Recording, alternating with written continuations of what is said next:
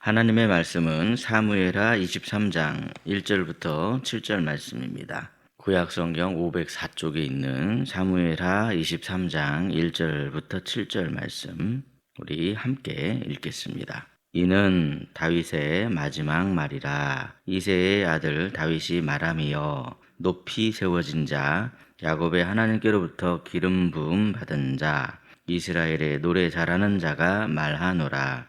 여호와의 영이 나를 통하여 말하심이여 그의 말씀이 내 혀에 있도다.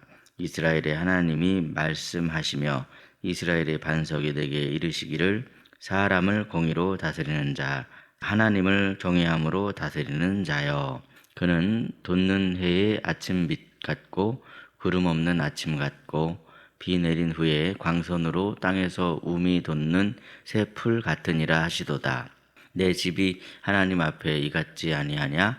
하나님이 나와 더불어 영원한 언약을 세우사 만사에 구비하시고 견고하게 하셨으니 나의 모든 구원과 나의 모든 소원을 어찌 이루지 아니하시랴. 그러나 사악한 자는 다 내버려질 가시나무 같으니 이는 손으로 잡을 수 없음이로다. 그것을 만지는 자는 철과 창자루를 가져야 하리니 그것들이 당장에 불사리리로다 하니라. 아멘.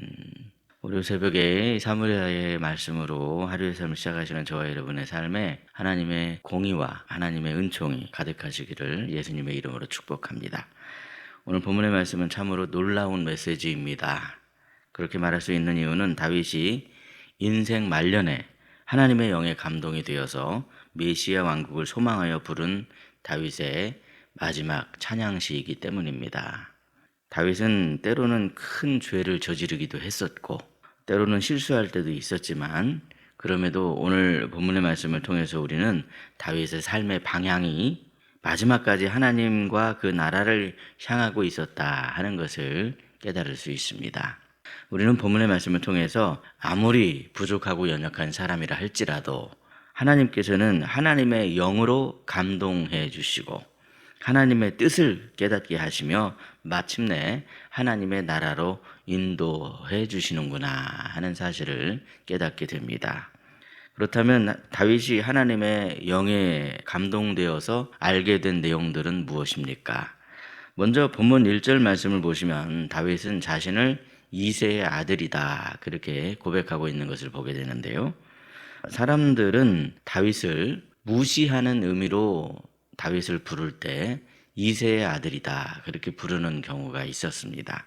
사울왕도 다윗을 이새의 아들이라 이렇게 부르면서 다윗을 애써 무시하려고 했었습니다. 다윗을 무시했었던 나발도 다윗을 가리켜서 이새의 아들이다 그렇게 불렀습니다. 사람들을 선동해서 반란을 일으키려 했었던 세바라고 하는 불량배도 다윗 왕을 이새의 아들이다 그렇게 불렀습니다. 그런데 오늘 본문에서도 보시면 다윗은 자기 자신을 이새의 아들이라고 부르고 있습니다. 왜 그렇게 자신을 이새의 아들이라고 부르고 있을까요? 그러니까 그럼에도 하나님께서 이 부족한 나에게 기름을 부어주시고 나를 왕으로 삼으셨습니다 하는 그런 의미가 담겨 있는 거 아니겠습니까? 그래서 본문 1절 말씀을 가만히 묵상을 해보시면 1절 말씀 속에는 하나님 앞에서의 다윗의 겸손과 하나님을 향한 감사와 찬송이 담겨 있구나 하는 것을 깨달을 수 있습니다. 이렇게 사람들이 나를 무시할 정도로 그렇게 부족한 나를 하나님께서 택하시고 기름 부으셔서 왕으로 삼아주셨습니다 하는 그런 의미가 담겨져 있습니다. 여러분 과연 어떤 사람이 하나님의 영에 감동된 사람이 될 수 있을까요? 하나님 앞에서 자신을 높이지 않고 겸손하게 자신을 낮추며 하나님의 은혜를 기억하고 감사하며 찬송할 줄 아는 사람이 성령으로 충만함을 입을 수가 있습니다. 그러므로 하나님 앞에서 늘 자신을 낮추시고 하나님의 은혜를 기억하며 감사 찬송하심으로 말미암아 성령으로 충만함을 받으시는 저와 여러분이 되시기를 예수님의 이름으로 축복합니다. 그렇다면 다윗이 성령의 감동으로 고백하고 있는 내용은 무엇입니까? 우리 본문 3절 말씀인데 3절 말씀을 함께 읽겠습니다. 이스라엘의 하나님이 말씀하시며 이스라엘의 반석이 내게 이르시기를 사람을 공의로 다스리는 자, 하나님을 경외함으로 다스리는 자여. 아멘. 이 본문 3절은 한마디로 하나님께서 원하시는 이스라엘의 왕은 어떤 사람이어야 하는가에 관한 말씀입니다. 그러니까 다윗은 성령의 감동으로 인해서 그 사실을 깨닫게 되었습니다. 그러면 하나님께서는 과연 어떤 사람이 이스라엘을 통치하는 왕이 되기를 바라고 있으십니까? 3절 말씀에는 이스라엘의 왕에 대한 두 가지 기준을 지금 말씀하고 있습니다. 첫 번째로 왕으로서의 기준은 사람을 공의로 다스리는 자입니다. 그렇다면 여러분, 공의는 무엇을 말하는 걸까요? 사람들은 하나님이 말씀하시는 공의를 세상 사람들이 이야기하는 정의와 혼동하는 경우가 있습니다. 하지만 사실 사람들이 말하는 정의와 하나님이 말씀하시는 공의는 좀 다르다는 것을 아셔야 됩니다. 예를 들면 정의란 죄를 지으면 그에 합당한 벌을 받는 거다라고 말할 수 있을 겁니다. 흔히 사람들이 이야기하는 인과응보가 바로 정의에 해당되는 개념이다, 그렇게 말씀드릴 수 있습니다. 물론 하나님께 정의가 없는 게 아닙니다. 하나님께도 정의가 있습니다. 그런데 그 공의는 정의를 훨씬 더 포괄하고 있는 개념입니다. 하나님께서 말씀하시는 공의는 그럼 무엇을 말하는 걸까요? 한마디로 하나님을 신뢰하며 하나님께 나아오는 자들의 죄를 하나님께서 대신 갚아주시겠다 하는 것이 바로 하나님이 말씀하시는 공의입니다. 하나님의 공의는 우리들의 죄를 그냥 대충 넘어가시겠다는 그런 의미가 절대 아닙니다. 우리가 지은 그 죄를 스스로 갚을 능력이 없다 하는 것을 하나님이 긍휼히 여기시고 불쌍히 여기시며 하나님이 대신 갚아주시겠다 하는 것이 바로 하나님의 공의입니다. 그러므로 이것은 하나님밖에 할 수가 없습니다. 우리가 대신 갚아줄 수 있는 능력이 없습니다. 그래서 하나님께서 우리에게 보내주신 예수님은 바로 하나님의 공의로서 우리에게 오신 분이로구나 하는 것을 깨달을 수 있습니다. 그렇다면 여러분, 왕이 세상을 공의로 다스린다 하는 것은 무엇을 의미하는 것일까요? 왕이 공의로 다스린다는 표현은 자기가 자기 기준으로 세상을 다스리는 것이 아니라 과연 하나님의 뜻이 무엇인지 하나님을 염두에 두고 다스린다 하는 것을 뜻하고 있습니다. 그래서 왕이 세상을 공의로 다스리기 위해서는 이 두 번째 말씀하시는 기준이 반드시 필요하다는 사실을 깨달을 수 있습니다. 그렇다면 두 번째 왕으로서의 기준은 무엇입니까? 두 번째 왕으로서의 기준은 하나님을 경외함으로 다스리는 왕입니다. 만약에 왕이 하나님을 경외하는 마음으로 세상을 다스리게 되면, 나라를 다스리게 되면 그 나라가 어떻게 되겠습니까? 왕은 오로지 백성들이 하나님의 법에서 떠나지 않기를 바라는 마음으로 그 나라를 이끌어 갈 것입니다. 나라 안에 하나님이 싫어하시는 가증하고 악한 풍습들이 들어서지 못하도록 세심하게 노력을 기울이게 될 것입니다. 뿐만 아니라 백성들이 음행과 우상 숭배에 빠지지 않도록 그런 것들이 나라에 들어서지 못하도록 몰아내려고 힘을 쓰게 될 것입니다. 이처럼 이스라엘의 왕에게 사람을 공의로 다스리려고 하는 마음과 하나님을 경외하는 마음이 있는 것이 얼마나 중요한 것인지 모릅니다. 그런데 여러분, 삶 속에서 하나님의 공의를 기준 삼는 마음과 하나님을 경외하는 마음이 과연 왕에게만 필요한 마음일까요? 그렇지 않습니다. 바로 저와 여러분에게도 필요한 마음이로구나 하는 것을 알 수 있습니다. 하나님의 공의를 의지하지 않고서는요, 죄사함을 받아 하나님께로 가까이 나아갈 자가 없습니다. 반드시 하나님의 공의를 의지해야 죄사함을 받을 수 있고 하나님께로 가까이 나아갈 수 있습니다. 뿐만 아니라 하나님의 공의를 의지하지 않고서는 우리가 다른 사람을 용서해 주기란 정말 어려운 일입니다. 하나님의 공의를 의지할 때 우리가 다른 사람의 죄도 내가 용서해 줘야 하는 것이로구나 하는 사실을 깨달을 수 있습니다. 또한 하나님을 경외하는 마음이 없이는 처음부터 하나님의 공의를 의지하려는 마음조차 느끼지 않을 테고 하나님의 뜻을 염두에 두려고 하는 필요성조차 느끼지 못할 것입니다. 이처럼 하나님의 공의를 의지하는 마음, 하나님을 경외하는 마음이 우리에게 있는 것 자체가 엄청난 은혜이고 축복이라는 사실을 깨달을 수 있습니다. 하나님의 공의를 기준 삼으시고 하나님을 경외하심으로 말미암아 날마다 주님 앞으로 담대히 나아가시고 나에게 잘못을 저지른 사람을 주님의 마음, 십자가의 그 마음으로 용서하시며 주님의 뜻을 이루시는 저와 여러분이 되시기를 예수님의 이름으로 축복합니다. 4절 말씀을 보시면 하나님의 공의를 기준 삼고 하나님을 경외하는 마음으로 다스리는 이스라엘의 왕이 받는 축복이 나열되고 있는데 우리 4절 말씀 함께 읽겠습니다.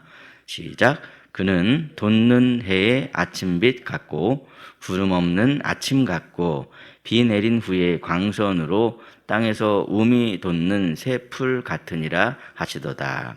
아멘. 여러분 어떤 축복입니까? 한마디로 말해서 돋는 아침 햇빛처럼 이 굉장히 미래가 밝고 희망적이로구나 하는 것을 알 수 있습니다. 야, 이렇게 미래가 밝고 희망적이네. 그러니까 늙으면 나이가 들수록 점점 더 희망이 솟아오릅니다. 왜냐하면 이 세상 사람들은 이 나이가 들면 들수록 불안하고 초조하고 이 죽음이라고 하는 그러한 벽을 바라보면서 절망을 느낄 수밖에 없는데, 그런데 하나님께서 택하신 그러한 사람들, 하나님을 경외하고 하나님의 공의를 의지하는 사람들은 그렇지 않습니다. 왜냐하면 그 인생을 하나님께서 영원한 영생으로 이끌어 주신다는 사실을 믿는 그 믿음이 마음 가운데 있기 때문이죠. 그래서 본문 5절을 보시면 다윗은 내가 그런 축복을 받았다 하는 것을 간증하고 있는 것을 보게 됩니다. 여러분, 다윗에게만 이런 간증거리를 주시는 것이 아닙니다. 하나님의 공의를 기준 삼고 하나님을 경외하는 사람들에게 하나님께서는 바로 이러한 간증거리를 주고 계십니다. 이런 복을 주셔서 밝은 미래가 펼쳐지도록 해주시고 생명력 있는 삶을 살아갈 수 있도록 해주시더라 하는 사실입니다. 마음 가운데 불안하고 초조하고 염려, 근심, 걱정이 있으면 몸도 건강을 지배를 받게 됩니다. 그런데 마음에 그런 걱정, 염려가 없고 근심이 없으면 몸도 건강해지는 것을, 그런 축복을 우리가 느낄 수가 있죠. 그러므로 여러분 바라기는 하나님의 공의를 기준 삼으시고 오직 하나님을 경외하심으로 다윗처럼 이 받은 축복을 간증하는 삶을 살아가는 저와 여러분이 되시기를 예수님의 이름으로 축복합니다. 이어지는 본문 6절과 7절 말씀을 보시면 사악한 자가 왜 하나님께 버림받고 멸망당하는가에 대한 경고의 말씀이 이어지고 있습니다. 다윗이 굳이 이 말씀을 하고 있는 이유는 성령의 감동을 받았기 때문에 지금 이 말을 하고 있는 것이죠. 다윗은 깨달았습니다. 이것은 지금 대적에 대한 저주를 넘어서 무엇보다 다윗이 스스로 악을 멀리하고 경계하고자 하는 마음을 갖게 되었다는 겁니다. 다윗도 부족한 부분이 있었습니다. 연약한 부분이 있었습니다. 그런데 그런 쪽으로 사람이 계속 끌려가다 보면 결국에는 이렇게 6절, 7절 말씀과 같은 악인들이 당하는 운명을 처할 수밖에 없다는 겁니다. 그러니 하나님을 경외하고 하나님의 공의를 의지하려고 하는 그런 마음이 얼마나 귀한 축복의 마음입니까? 그것은 우리도 마찬가지입니다, 여러분. 우리가 근신하지 못하고 깨어있지 못하면 우리도 얼마든지 이러한 미혹을 당할 수 있습니다. 우리는 방심하면 안 됩니다. 선줄로 생각하는 사람은 언제나 넘어질까를 조심하며 깨어있어야만 합니다. 오늘도 하나님의 말씀 앞에 우리에게 이런 은혜가 있구나 하는 사실을 깨달으시고 항상 성령 충만함으로 말미암아 깨어있으심으로 날마다 우리의 입술을 통해서 하나님을 찬송하는 그런 간증거리 넘치는 삶이 되시기를 예수님의 이름으로 축복합니다. 기도하겠습니다. 하나님 아버지 감사합니다. 오늘도 사무엘하의 말씀을 통해 하나님께서 어떤 사람을 원하시는가 그것을 깨닫게 하시니 참으로 감사합니다. 성령 충만함으로 다윗처럼 하나님의 말씀에 민감한 하나님의 사람이 되게 해 주옵소서. 하나님의 공의를 기준 삼아 하나님께로 담대히 나아가며 나에게 잘못한 사람들을 십자가의 사랑으로 용서하는 그러한 마음을 주시고 하나님을 경외함으로 하나님의 뜻 안에 거하는 하나님의 사람이 되게 해 주옵소서. 사랑의 하나님 아버지, 희락의 모든 성도들의 한 주간의 삶을 살아갈 때에 하나님의 말씀을 가까이 함으로 말미암아 우리에게 사랑의 음성을 들려주시는 그 하나님과 늘 동행하는 복된 삶을 살아갈 수 있도록 붙잡아 주시옵소서. 사순절 기간입니다. 오늘도 우리 죄를 대속하기 위해 십자가의 길을 걸어가신 예수 그리스도를 힘입는 성도의 삶이 되게 해주시고 하나님의 공의를 힘입어 연약한 몸과 마음도 더욱더 강건해질 수 있도록 치료의 광선을 더해 주시고 새 힘을 얻어 모든 질병이 깨끗하게 치유되고 회복되는 희락의 역사를 경험하게 하여 주시옵소서.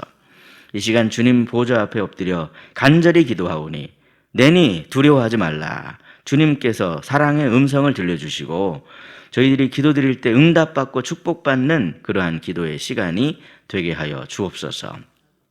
하늘로부터 우리에게 오신 예수 그리스도의 이름으로 기도하옵나이다. 아멘.